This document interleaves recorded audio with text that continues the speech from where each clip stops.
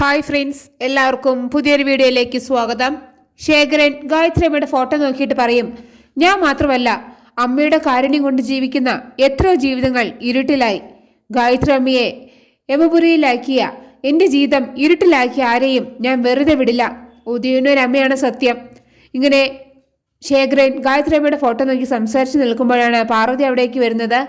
പാർവതിയെ കാണുന്ന ശേഖരൻ അറിയാത്ത പോലെ അകത്തേക്ക് പോവാണ് കേട്ടോ. അത് കാണുമ്പോൾ പാർവതി വിചാരിക്കും, ഇത് തന്നെയായിരിക്കുമോ ഗായത്രിയമ്മ പറഞ്ഞ ശേഖരൻ? എന്തായിരിക്കും അയാളുടെ ഉദ്ദേശം? പിന്നെ കാണിക്കുന്നത് പിറ്റേ ദിവസം രാവിലെ ജാസ്മിൻ തക്കാളിയൊക്കെ അരിഞ്ഞ് അടുക്കളയിൽ നിൽക്കുകയാണ് കേട്ടോ. അപ്പോൾ സുശീല പറയും, വിശാലിനെ ഇംപ്രസ് ചെയ്യിക്കാനുള്ള കുറുക്കു വഴിയാണ് ഈ കുക്കിംഗ്. നിന്റെ കൈപുണ്യം വിശാൽ മനസ്സിലാക്കിയാൽ നീ ജയിച്ചു മോളെ. ആ നിമിഷം മുതൽ നിനക്ക് ഗോൾ അടിച്ചു തുടങ്ങാം. പാചകത്തിൽ കൈപുണ്യമുള്ള സ്ത്രീകളെ പുരുഷന്മാർക്ക് ഭയങ്കര ഇഷ്ടമാണ്. അത് നിനക്കറിയോ? അപ്പോൾ ജാസ്മിൻ ചോദിക്കും, ആൻറ്റി ഇപ്പോൾ എന്താ പറഞ്ഞു വരുന്നത്?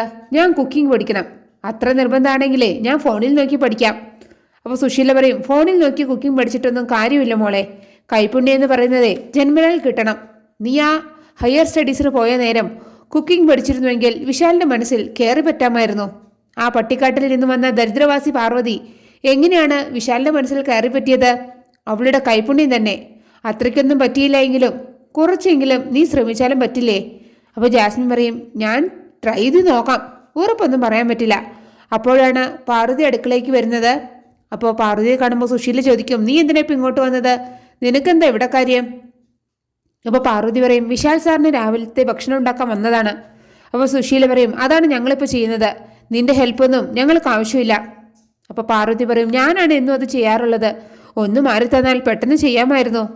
അപ്പോൾ സുശീല പറയും, നീ ഒന്ന് പോകാൻ നോക്ക്. ഇന്നു മുതലേ വിശാലിന് ബ്രേക്ക്ഫാസ്റ്റ് ഉണ്ടാക്കുന്നത് നീയല്ല, ജാസ്മിനാണ്. നീ പുറത്തു പോയി എന്തെങ്കിലും പണിയുണ്ടെങ്കിൽ അത് ചെയ്തോ, അല്ലെങ്കിൽ പോയിട്ട് ടോയ്ലറ്റൊക്കെ ക്ലീൻ ചെയ്യേ. അപ്പോൾ പാർവതി പറയും, ഞാൻ പറയുന്നത് മനസ്സിലാക്കാപ്പച്ചി, ഞാനിത് പെട്ടെന്ന് ചെയ്ത് തീർത്തിട്ട് പോയിക്കോളാം. ഇപ്പോൾ തന്നെ വളരെ വൈകി, അതുകൊണ്ടാണ് പറയുന്നത്. അപ്പോൾ ജാസ്മിൻ പറയും, നിനക്കെന്താ മലയാളത്തിൽ പറഞ്ഞാൽ മനസ്സിലാവില്ലേ? ഇനി മുതലേ കിച്ചൺ ഭരിക്കുന്നത് ഈ ഞാനായിരിക്കും. അപ്പോൾ സുശീല പറയും, ഇവിടെ നിന്ന് കറങ്ങാതെ പോകാൻ നോക്ക്. നിന്റെ ഹെൽപ്പൊന്നും ഞങ്ങൾക്ക് വേണ്ടാന്ന് പറഞ്ഞില്ലേ?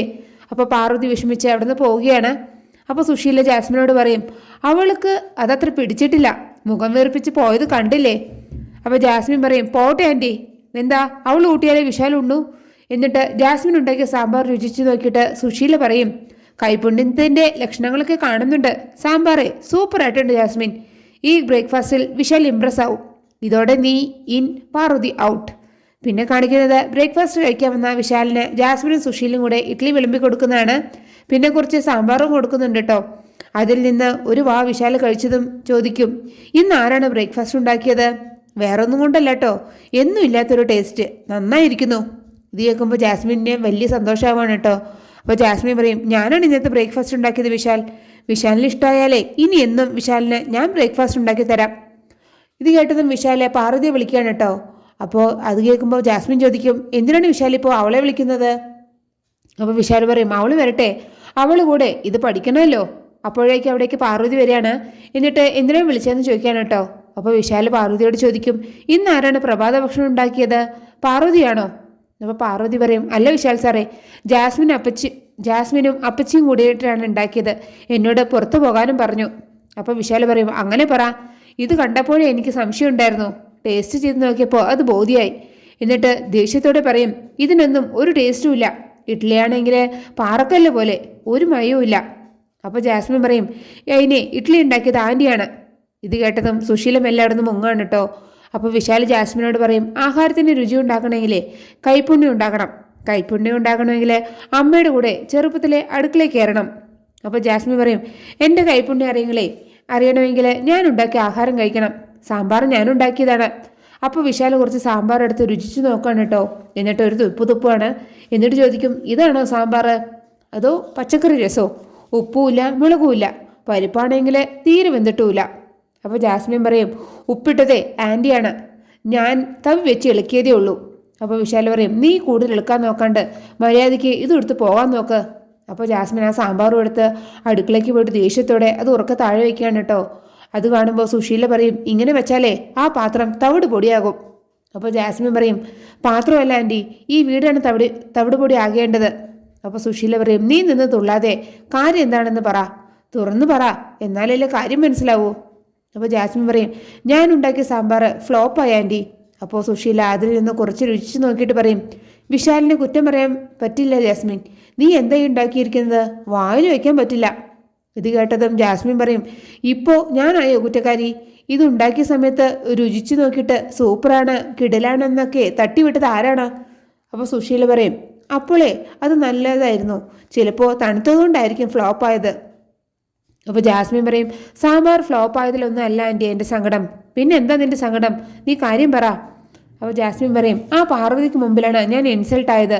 വിശാൽ എന്നോട് ചോദിച്ചത് ഇത് സാമ്പാറാണോ രസമാണോ എന്നാണ്, എൻ്റെ തൊലി ഉരിഞ്ഞുപോയി. അപ്പോൾ സുശീല പറയും, ചുരുക്കി പറഞ്ഞാൽ ഇംപ്രസ് ചെയ്യാൻ പോയിട്ട് ഉള്ള ഇംപ്രഷൻ കൂടെ പോയി കിട്ടി അല്ലേ? അങ്ങനെ ആ ക്രെഡിറ്റും ചുളിയിൽ പാർവതി അടിച്ചെടുത്തു. അപ്പോൾ ജാസ്മിൻ പറയും, അങ്ങനെയൊന്നും തോൽക്കില്ലേ ജാസ്മിൻ, അവൾക്ക് ഞാൻ പലിശയുടെ പലിശയും ചേർത്ത് 8ന്റെ പണി തന്നെ കൊടുക്കുന്നുണ്ട്. അപ്പോഴാണ് പാർവതി അടുക്കളയ്ക്ക് വരുന്നത് കേട്ടോ. എന്നിട്ട് പറയും, ബ്രേക്ക്ഫാസ്റ്റ് മോശമായ സ്ഥിതിക്ക് ഞാൻ ഉണ്ടാക്കി വെച്ച വടകളെടുത്ത് സാറിന് കൊടുക്കാം, പാവം വിശന്നിരിക്കുകയായിരിക്കും. അപ്പോൾ ജാസ്മിൻ ചോദിക്കും, ഈ എണ്ണയിൽ കുളിപ്പിച്ചെടുത്ത വടയാണോ വിശാലിന് കൊടുക്കാൻ പോകുന്നത്? നിനക്കറിയില്ലേ ഓയിലി സ്നാക്സ് ഒന്നും വിശാൽ കഴിക്കില്ല എന്ന്? ഇതൊക്കെ കൊടുത്ത് വിശാലിൻ്റെ ഹെൽത്ത് പ്രോബ്ലം ആക്കാനാണോ നിന്റെ പ്ലാൻ? അപ്പോൾ പാർവതി പറയും, വിശാൽ സാറിൻ്റെ ആരോഗ്യത്തിന് ഒന്നും സംഭവിക്കാൻ പാടില്ല, ഈ വടയിലെ എണ്ണമയം മാറ്റാൻ എന്താ ചെയ്യേണ്ടത്? അപ്പോൾ സുശീലയോട് ജാസ്മിൻ പറയും, എന്ത് വേണമെന്ന് പറഞ്ഞു കൊടുക്കാം ആൻറ്റി. അപ്പോൾ സുശീല പറയും, ഉഴുന്നുവടയിൽ എണ്ണമയം മാറ്റുന്നത് സിമ്പിളല്ലേ, അതൊന്നും നിനക്കറിയില്ലേ? കഷ്ടം പാർവതി, നീ വലിയ പാചകറാണിയല്ലേ. അപ്പോൾ പാർവതി പറയും, ഒന്ന് പറഞ്ഞതാ അപ്പച്ചി. അപ്പോൾ സുശീല പറയും, അതിനെ നീ ഒരു പേപ്പർ എടുത്ത് വട അതിൽ വെച്ച് നന്നായി അമർത്തിയാൽ മതി, ഓയിലെല്ലാം പേപ്പർ പിടിച്ചെടുത്തോളും, അതോടെ വട സൂപ്പറാകും. അപ്പോൾ പാർവതി ചോദിക്കും, സത്യമാണോ ആൻറ്റി, അങ്ങനെ ചെയ്താൽ എണ്ണമയം മാറുമോ? അപ്പോൾ സുശീല പറയും, സംശയം ഉണ്ടെങ്കിലേ നീയൊന്ന് പോയിട്ട് പരീക്ഷിച്ച് നോക്ക്. അപ്പോൾ പാർവതി ചോദിക്കും, അതിനെ പേപ്പറൊക്കെ എവിടെയാണ് അപ്പച്ചി വെച്ചിരിക്കുന്നത്? അപ്പോൾ സുശീല പറയും, ഡൈനിങ് ടേബിളിൽ കാണും, ഫയലൊക്കെ ഉള്ളിടത്ത്, അവിടെ ഇല്ലെങ്കിലേ എന്നോട് പറഞ്ഞാൽ മതി, ഞാൻ എടുത്തു തരാം. സുശീല പറഞ്ഞ ആ ഫയല് വിശാൽ കൊണ്ടുവച്ച ഫയലാണ് കേട്ടോ. അപ്പോൾ പാർവതി പോയിട്ട് ആ ഫയലിൻ്റെ അകത്തുനിന്ന് പേപ്പർ എടുക്കുകയാണ്. എന്നിട്ട് ചോദിക്കും, ഇതാണ് അപ്പച്ചി ആ പേപ്പർ? അപ്പോൾ സുശീല പറയും, അതെ അത് തന്നെയാണ്. അപ്പോൾ പാർവതി അതിൽ നിന്ന് ഒരു പേപ്പർ എടുക്കുകയാണ് കേട്ടോ. എന്നിട്ട് അതിലൊരു വട വെച്ച് സുശീല പറഞ്ഞതുപോലെ ആ വട അതിൽ വെച്ച് ഞെക്കുകയാണ്. പാർവതി ചെയ്യുന്നതെല്ലാം മറിഞ്ഞു നിന്ന് നോക്കുകയാണ് സുശീലയും ജാസ്മിനും ഒക്കെ. അങ്ങനെയാണ് ആ എപ്പിസോഡ് അവസാനിക്കുന്നത്. നിങ്ങൾക്ക് എൻ്റെ ഈ റിവ്യൂ ഇഷ്ടമായാൽ മറക്കാതെ എല്ലാവരും ലൈക്കും സബ്സ്ക്രൈബും തന്ന് എന്നെ ഒന്ന് സപ്പോർട്ട് ചെയ്യണേ പ്ലീസ്.